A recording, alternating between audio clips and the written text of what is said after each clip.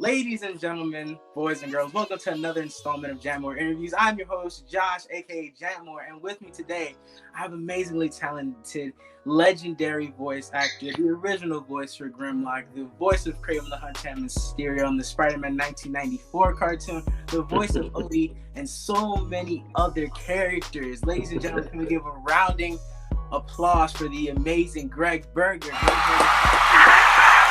The crowd goes wild. Hey, how's it going, Josh? Good. How are you? Doing good. There's a lot going on in the world, but all is well, and all is well as it can be until it can be better. Absolutely. First off, I would just like to say from the bottom of my heart how much this means to me as someone, and I'll go deeper into that after we get off, and I'll talk to you more about my journey here. But it means so much to me that you took time out of your day to speak with me. I wanted to speak to you for such a long time. I grew up watching you in Transformers, and a little funny story about that is at first, my mom showed me Transformers the cartoon because I would go to her job and she tried to sit me down because I couldn't stop moving. Like I would just touch stuff aside and move stuff around and stuff like that. And she put on Transformers and I sat for a little bit and then I said, "Mom, I hate this." And I got up and she had to change it. Then the Michael Bay movies came out and I fell in love with the world of Transformers. And as soon as she put that cartoon down, I sat my butt down right there and I watched it on. So just thank you so much. And I hope you have an amazing time here with me. Very cool. Me kick butt.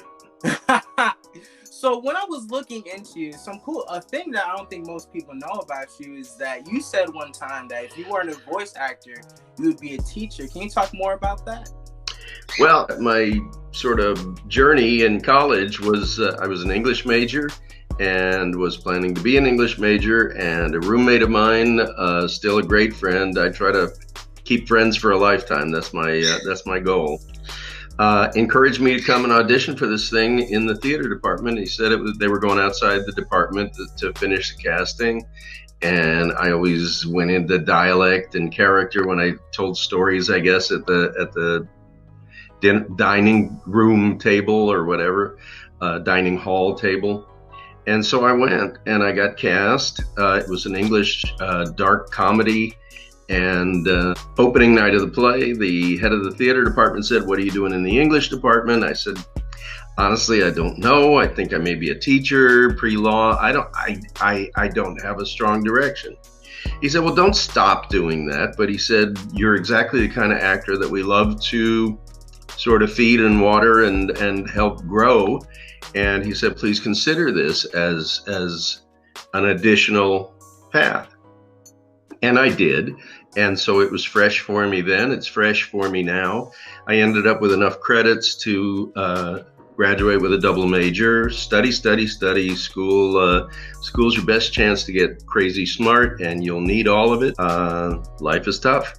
And so I combine all of that, and I have a few coaching students, and I do some character voice for animation, interactive, and commercial workshops, or I guest in other people's workshops. So, I don't know if you remember the movie Pay It Forward, but I kind of get the sentiment, and the idea is to keep lighting fires as you go, so you can, if somebody else has a passion, you can help develop it, encourage it. And I've been lucky enough for a lifetime to do what I love doing. So how great is that? I'd love to see other people realize their dreams also. And, I did a lot of touring and stage, still do. I try to always be in a play. I was in a play when pandemic hit, and like everything else, when the world stopped. So it's still my first love. The curtain goes up and you tell a story, and it's a good story or a bad story, but nobody edits it. Nobody shoots it out of sequence. You tell the story. So I love that. And I love bringing that kind of acting stage history to animation, because honestly, on film, it's like you can't get too small. And on animation, the more you do, the more the animators thank you for doing it, because it helps them draw it more animatedly. Boy, that's a long answer to a short question. Oh, no, I love that. Hey, I'm a blabbermouth. It's what I do. It's fun. I had Roger Craig Smith on. He was like that too. Give a lot of great details. But I just love when people do that and take their time to give great details. It's just everything has an origin story, but if you start with an origin story, it evolves like anybody else's is sort of the sum total of all of the things that led them up to doing whatever it is that they do. And you use everything. Honestly, in character acting, you use every person you've ever met in your life. People that were sitting across the row in a bus, on a plane, you know, and they had something about them or the way they sounded that was so distinct that you sort of put that in your portfolio and save it for when you might need it. Do you come from a family of entertainers? Not even close. Although my mom loved to sing, she wrote parodies of songs, and she would be tapped to write benefits. So I shouldn't say not entirely. So there were community things that were benefits for different organizations. She would loosely write sort of a comedic play with parodied songs in it. So yeah, that was going on around my house. And the whole family kind of loved Broadway music soundtracks, and so that played every Sunday in the house, and I got familiar with all of that was going on in the world. So I'm going to amend my answer and say, sure, there was a lot of entertainment going on in my house. It's just they weren't entertainers for a living. Did you always envision as a kid you would be a voice actor, or what was the original goal? Well, here's the deal. You know, I was the kid on the living room floor, kind of like this, watching my cartoons, Looney Tunes and Bugs and Daffy and all of that, and then Yogi, and then Jetsons, and the classics. So I never thought that's what I want to be when I grow up. I just thought I love these animated characters. I love these animated stories. I love this world. But no one was more surprised than me when I took an acting path. And once I did, I realized that was something that kind of goes along with it. And so I pursued it, and I started doing radio commercials, or at least seeking to do radio commercials, introducing myself as anybody who wants to get in the industry will, to rooms full of people who don't know you. And you better know who you are when you walk through the door, and you better know what you bring to the party that's not already at the party, because you know they want to tap into talent that they don't have. They don't want to know who you sound like. But back to the story, I was doing a play in Los Angeles. I had a demo. I was trying to get it heard. I was trying to get it acted on. I had an agent, but not overly interested in me for that, but absolutely willing to represent me for that. This is early on. The agents I have now are unbelievable, and I love them every minute of my life for their belief in me. But I was doing the play in Los Angeles. It was a tour, not a tour. It had come out from New York. This was the West Coast company, and I was lucky enough to get cast in it. I mean, I'm not saying I shouldn't have been. There's an element of good fortune to anything good that happens for you. And it allows you to be grateful instead of, ego driven. So it was seen by two prominent directors of animation, and Gordon Hunt, who was he was doing all of the voice direction at Hanna-Barbera in those days. He had seen me. I went on as an understudy. I wasn't even in the regular cast, but someone was unable to go on. That was the night Gordon Hunt saw it. He came back and got the stage manager and asked to meet me. I thanked him for his interest. He said, geez, if you're as versatile as what I just saw, we should know about you at Hanna-Barbera. And I thought, oh my God, this is what people are talking about when they say opportunity. And so me, meek, mild-mannered me, got some courage, and I said, hey, you've had my demo for a couple of months. If you could move it from the bottom of the pile to the top, I'd love to be considered. I'd love to be doing what you guys are doing.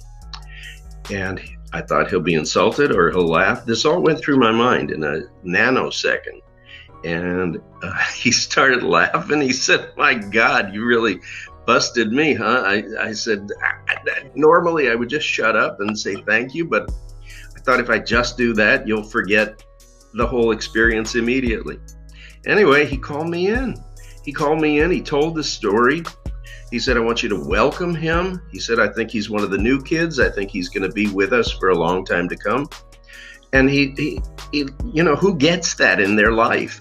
Not scratching at the door and not crawling in, but being introduced. And shortly after that, he had me in what was then called the New Jetsons. It was the Further Adventures of the Jetsons. I played Curly Quasar, and I had a blind date with Judy Jetson, and the episode still airs. And he introduced me to that cast, you know, which included Mel Blanc, and which included Dawes Butler, and which included Janet Waldo, and people that you may not know their names, but believe me, you know their work. So I kind of had the door open and got invited in, but that's the time when all the difference is whether or not you've done your homework. If that opportunity happens and you're not ready for it, it just sort of floats by. That sounds like such a cool thing to experience and happen to you, just to be like welcomed in, because you hear these stories all the time where people are like, "Oh man, it took me like 10 years, it took me forever to do this," or people doubted me or like pushed me away or stuff like that. So it's so cool to hear stories like that where you're just like, you're still lucky if you work for a lifetime or a half a lifetime and then you're an overnight success. Because a lot of people work for a lifetime and it doesn't happen. And it doesn't mean they're not worthwhile. It just means it didn't happen, you know? So you got to just say thank you as often as you can when good things happen. But what do I know? You've been in this industry for a while now, and of course with everything there's always going to come failures and hiccups along the road. So I just wanted to talk to you quickly about some failures you might have experienced in this industry and how you bounced back from them. It happens for everybody, I think, in every industry and every aspect of life, but the difference is not whether or not you'll get knocked down, because trust me, you will. The difference is whether you got the whatever it is to get back up, you know, and say that happened. So there was a period early on. I'm going to say I also am thankful for meeting a lot of the wrong people first, because the right people will recognize what you bring. They'll cultivate it. They'll create an atmosphere within which you can do your best work. And you can never do your best work for people that kind of look at you in judgment from the get-go. So you know, there's that. Early on, I thought the more I want something, the less likely I seem to be to get it. So I got to learn to stop wanting things. I mean jobs, gigs, opportunities, roles, characters. You think, "Oh my God, that's so cool. I want that so much." And then, you know, if you're lucky, at some point it starts to be your turn. And that's a good day when that happens. Oh my gosh. Yes. Just to talk about me real quick, with the interviewing thing and me being so new, there's a lot of people that like I personally want. I've wanted for a long time, like you or Peter Cullen or something like that. I've wanted for a long time, and the more I want it, it just feels like it's further away. I don't know how to explain it. It's weird. It's just like, I don't know. But when you do finally get it, it's the best feeling in the world. Like, I get butterflies in your stomach. You don't know what to do. It's just an amazing experience that day. I agree with you. And the hard part is keeping the faith and sticking with it, with no guarantee that it's going to go your way or that it isn't. You know, you want to be there on the day, on the good days, because the good parts are really good. Absolutely. The main reason, one of the main reasons I wanted to talk to you today was about, you know, of course, your voice acting, but mainly I just really wanted to talk to you about Transformers, because you have no idea how much your character has changed my life in cool. major ways. Like, you have no idea. I've always loved Grimlock. I'm such a huge fan of your voice as a character. No one I know. Yes, oh, I love it. I love when people do their voices, their voice lines, but no one can do it like you. And I'm not just saying that because you're here. I'm saying that like genuinely, no one brings what you bring to that role. I know there's been so many people who try to do Grimlock, and it just doesn't come off the way you do it. You know, I just love. Thank you.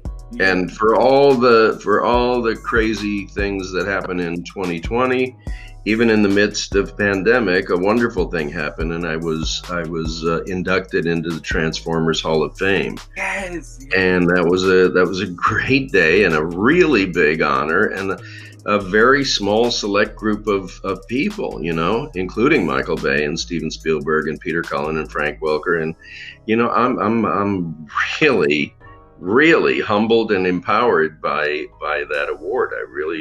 It means the world to me. Oh, I was so, I remember because I watched that live. I was so happy. It was like, yes! I was screaming. I was like, he made it. I was so happy to just see you there. You got it because you deserve it. You really do deserve it. I'm so glad. Thanks, man. I appreciate that. So, can you just talk about your history with Transformers before auditioning for the role? Did you have any previous history with the franchise? Well, here's the thing. My first animated series was a show for ABC called The Littles, and it was very, very neutral me. I was the dad, and but really no stretch. Not that you have to animate every character, even if it's kind of a neutral character.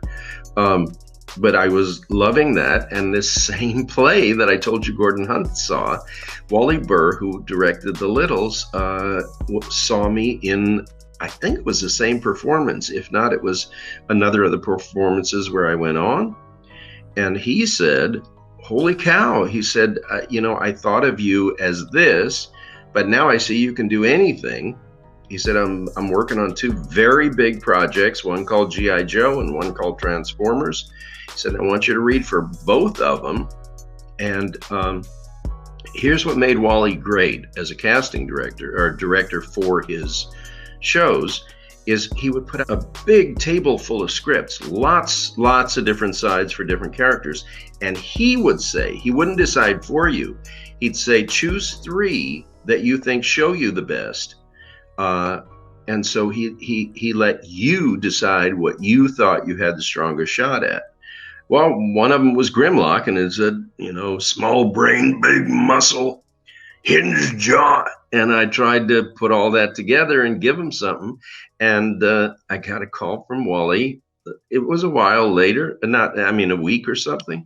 And he called me direct, and he said, I'm going to talk to your agent, but he said, I wanted to tell you, he said, Hasbro loves you for Grimlock, but here's the thing, are you going to be able to maintain and sustain that character?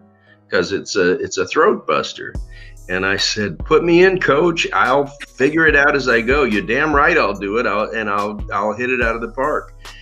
He said, okay, I just want to make sure, because some people, you know, they throw so much of themselves into an audition, and then when it comes time to do it, he said, because this character is going to appear a lot. No one knew how popular the character would be. Those are the kind of things you learn as the show gets picked up and the arcs vary. And I also did Skyfire, and I also did Long Haul, who didn't want to, you know, remove. I didn't join his outfit to be no dump truck. And Outback as well. So I had a really strong attachment to the series and all those characters, but there's something about Grimlock that he's been very, very good to me, and I hope I've been very, very good to him, because I'm at a point where this is so weird. I can watch an image of G1 Grimlock appear online, and I can almost sit there and count before somebody tags my name to that image. And that's a real spiritual pat on the back. That's a job well done thing. And again, that just, it kills me. It just makes me very, very proud and happy. Yes, oh my gosh, done an amazing job. For Grimlock, when they announced that he would be in the movie, how did you feel? I know that was a big movie, You know, obviously, spoiler alert, this movie came out in the 80s, so like if you haven't seen it, but Optimus Prime dies, and there's a lot going on. So how did you feel when they announced to you that he'd be in the film? You know, it was. I knew it was going to be big screen. I knew it was going to be seen. I knew. It's like every line that I read, it looked like it was kind of memorable and not catchphrase specifically, but everything had like this staying power to it, and you could feel it from the beginning. So yeah, I thought, well, that's going to be on the big screen there. I'm going along for the ride.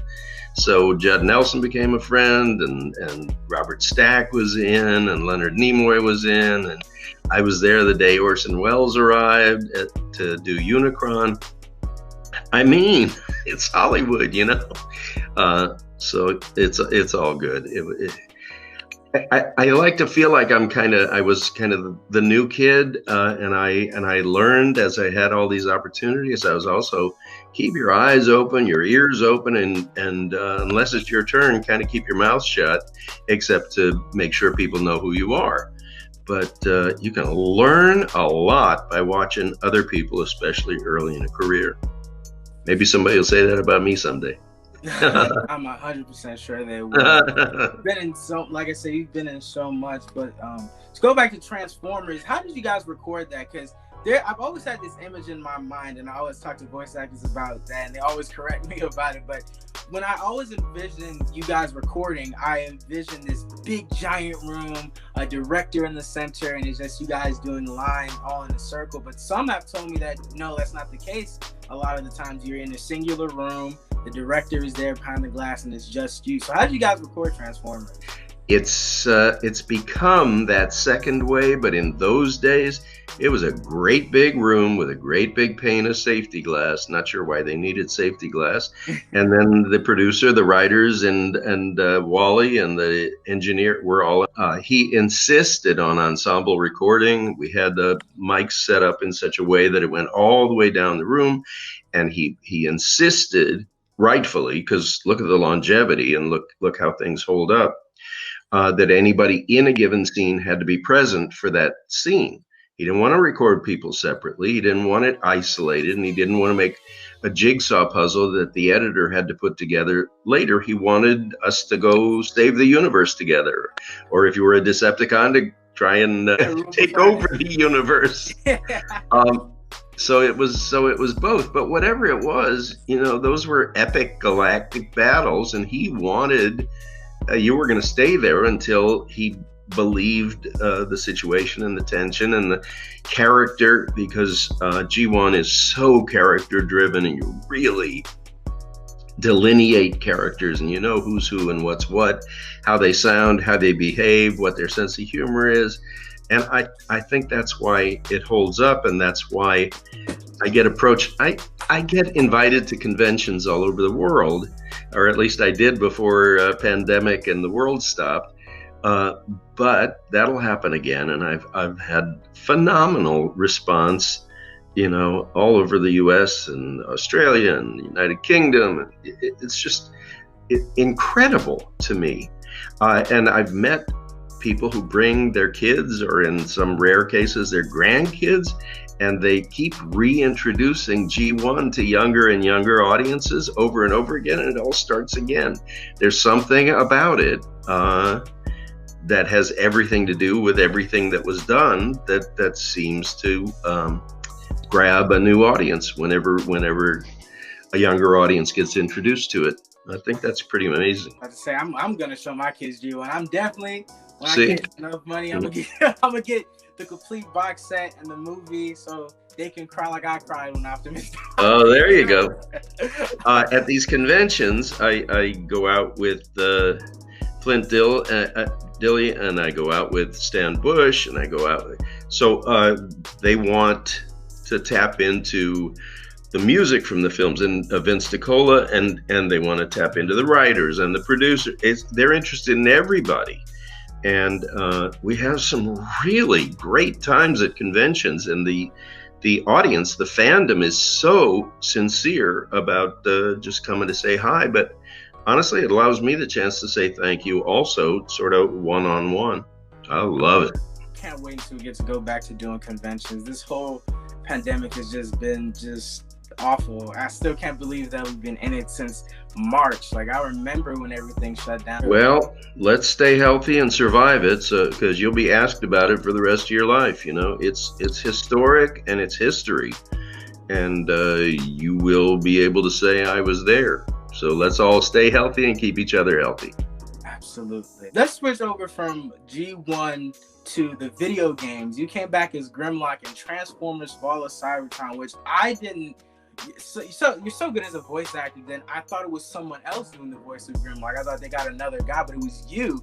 It was just, you did something. You did, of course, a different interpretation of the character. So talk about getting into this new version of Grimlock yourself.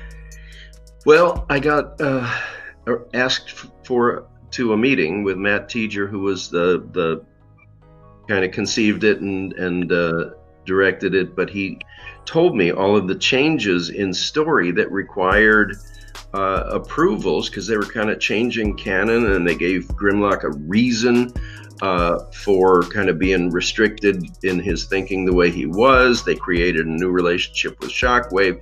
But he said, we really want a cinematic reality. We want this to go dark where it goes dark, and just have kind of a really cinematic feel, for lack of a better word. It's a pretty good word.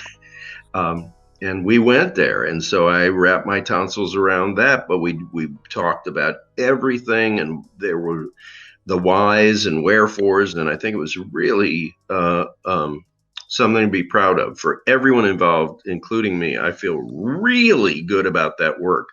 I learned things about myself, and I learned things about Grimlock.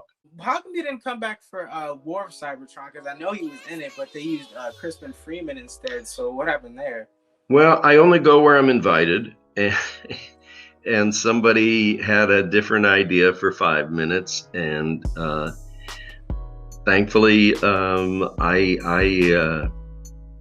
owe a big debt of gratitude to fandom. Fandom has been there for Frank, for Peter, for me, and I think they read whatever correspondence they get. They read the emails, they listen to the texts and whatever mode of correspondence, even at conventions, and they want to give fandom what fandom wants. And it was a really happy day when they called and said, we're going back to you. So here's the thing. It's actually larger than that, especially if you're an artist. You know, you do the things that are within your control, and you get extremely patient and accepting of the things that are outside your control. I made a joke at the beginning of the answer. I only go where I'm invited. Well, I only go where I'm invited, but I've been invited to some fabulous parties, for lack of a better word. And when it's your turn, it's your turn. And if somebody goes another direction for whatever reason, that's the direction they went for that period of time. Which version did you have the most fun doing? Did you with G1 or Fall of Cybertron and Rise of Darkspark Grimlock? I'm going to say as an actor, because I was tasked with so much more reality, for lack of a better word, in Fall of Cybertron, I think that was the height of it for me. The other, my God, so many of the phrases became memorialized, and their T-shirts and their memes and their, now Grimlock is a chef with a chef's apron in some meme. It's just people loved it, and they took it and they embellished it. They remembered the lines, they remembered me, they remembered the character. You can't have that happen just because you want it to happen, but if it does happen, geez, that's a real fantastic feeling. So Grimlock is, of course, in the Michael Bay movies. Now, what are your opinions on how they portray him in the films? Well, me Grimlock no polo pony. I think the eye candy of all of those films is incredible.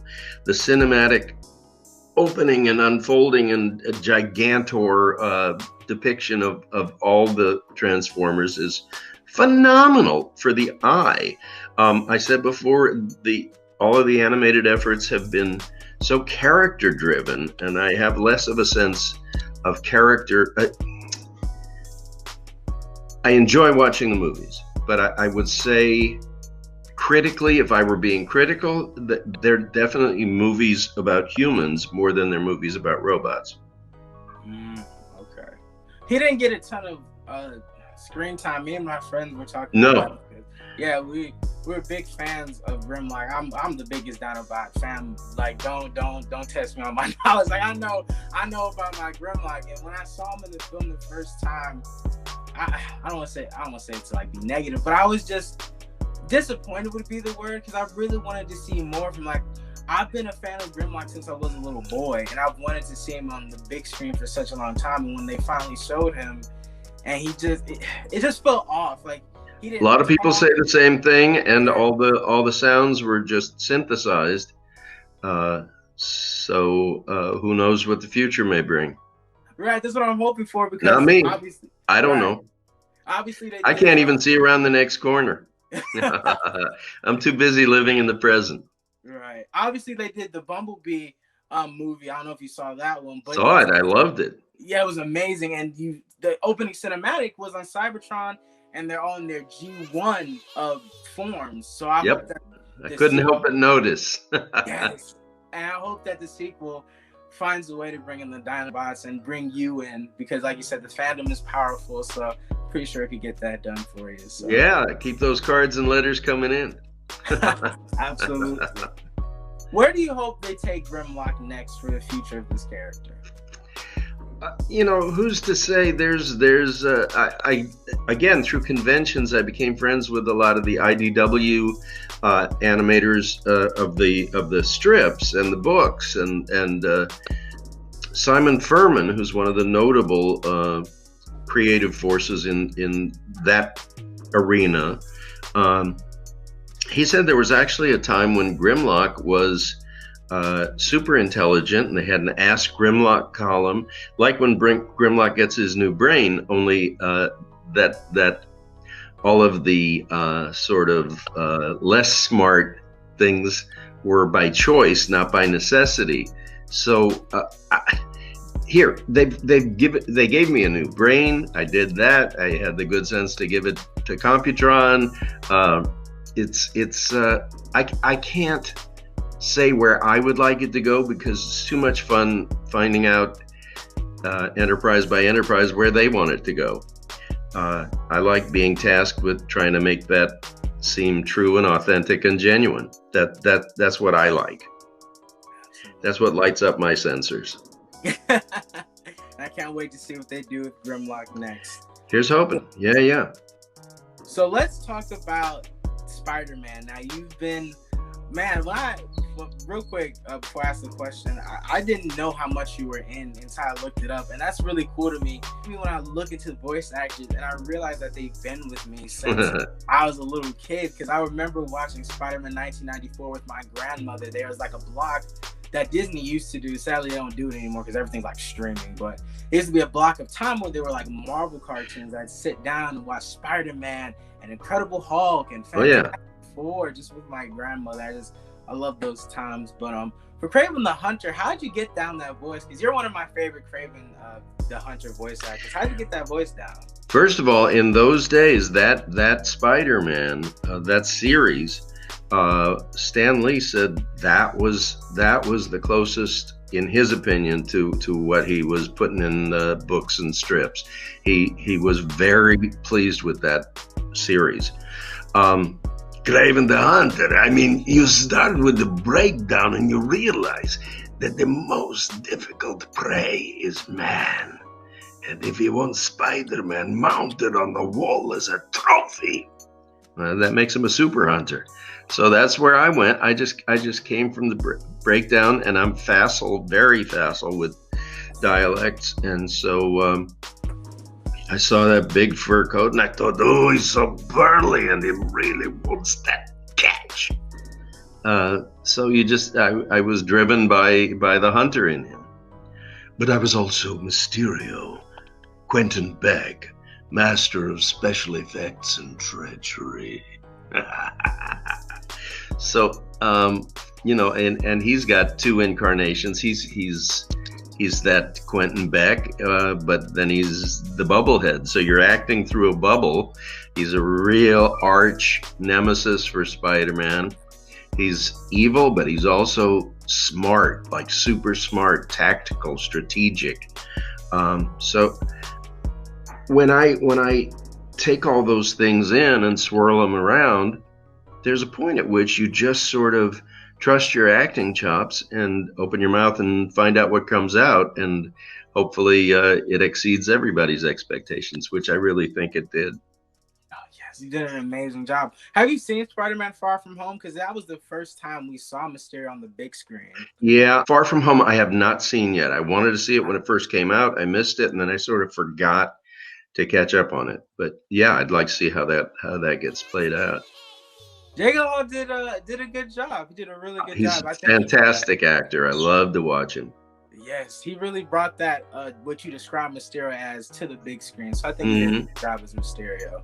Everything is strategy. And you also voiced Absorbing Man in the Avengers Assemble yeah. Spider-Man cartoon. So you've been in so many projects. How do you constantly come up with new voices? Because I've always wondered that. You guys are in a ton of projects, so how do you keep things fresh and new? I'll answer as the teacher in me. You make a point, just like if you're in the long run of a stage play, you go every night, you don't do it again, or a rock band or whatever. You don't do it again. You just go and do it. Every time you do it. Every time is the first time. Even if it's the same lines, even if it's the same stage direction, the audience is different, the day is different, the weather is different. Just let it happen all over again. Now, as far as animated characters or on-screen characters, you really, if you're smart, that's my bird in the background. All right, you're not the guest. I am. Okay. It's really important if you consider yourself an artist to respect and listen to and collaborate with the artist who's given you a million clues from that character sketch. You see things that influence the way you do it, and then really dive into the breakdown that the writer's given you. Usually they'll describe a character in 3 dimensions, and then then that 2-dimensional character who's an artistic rendering and has a lot written about them, your job is to go in the booth and try and breathe life into it and give it a 3rd dimension. What's going on? Oh, she's beating up on her little treat bell. Boom, boom, boom, boom, boom. I have a cage too. We're about to Anyway, you have 2 guests now. We're about to get a sugar glider, so we have a cage like that too with the little tree thing. So yeah. This is a cockatiel. But he likes to express his opinions. I can tell, yeah. Everybody's a critic. Now we're getting into the fun part of my interviews that I'm pretty sure all of my guests enjoy. It's called Weird and Wacky. And you have a minute to answer a series of rapid fire random and weird questions, and you have a minute to answer them. No one has gotten to 15 questions. The highest someone has come to is 12 questions answered, and that honor is given to the voice actress Tara Platt. Will you be Tara Platt? I will not make a prediction. All right. Now let's get the timer started. Okay. About to start the timer in 3, 2, 1. Longest time period you've gone without taking a shower? Week. Weirdest food you've ever eaten? Eel. Favorite movie? Princess Bride. Least favorite movie? I don't have a least favorite movie. Favorite video game? Let's say Follow Cybertron. Favorite song? Happy Birthday. Favorite musician? Jack White. Superpower you wish you had. Say again? Superpower you wish you had in real life. The ability to see the truth. Favorite drink. Water. If you had to go to any place in the world, where would you go? Be right where I am. Coolest trip you've ever been on? 4. Australia, New Zealand for Armageddon Expo. And that is time. All right. I usually count these up and then I'll tell you later, but you did a really good job. And thank you. This is my final question I'm going to ask you. And before we get off, I just want to say, Gregg, thank you so much. This has been so much fun to talk to you. You are an absolute legend in your field. Cool, my pleasure. And you got strong interviewing skills. Thank you so much. I applaud you. Thank you. What would your current message to the world be during these current times that we live in? Obviously, we're in a pandemic. I just saw something crazy is going on at Capitol Hill right now. People are scared. They're fearful. What would you say to people who are in need of hope? Keep the faith. I read ahead to the end of the book. The good guys win. And, respect the virus. You know, it's not that. I think even the virus must be stupefied at humans who refuse to wear masks, refuse to distance, call it personal freedom, and jeopardize everybody else's, including their own. Do the right thing, you know? Look out for your neighbor. Look out for yourself. Let's survive this. And as far as politics of the day, same thing. The Constitution is a very powerful document. Let's honor it and stop disrespecting it. Say that again. Gregg, thank you so much for your wisdom. You've been such a fun guest to talk to. Hope you guys enjoyed this interview. I'm your host, Jantmor. Gregg, is there anything you would love to plug before you leave? You can find me on Facebook. I try to keep it interesting. Facebook and then / my name, GreggBerger.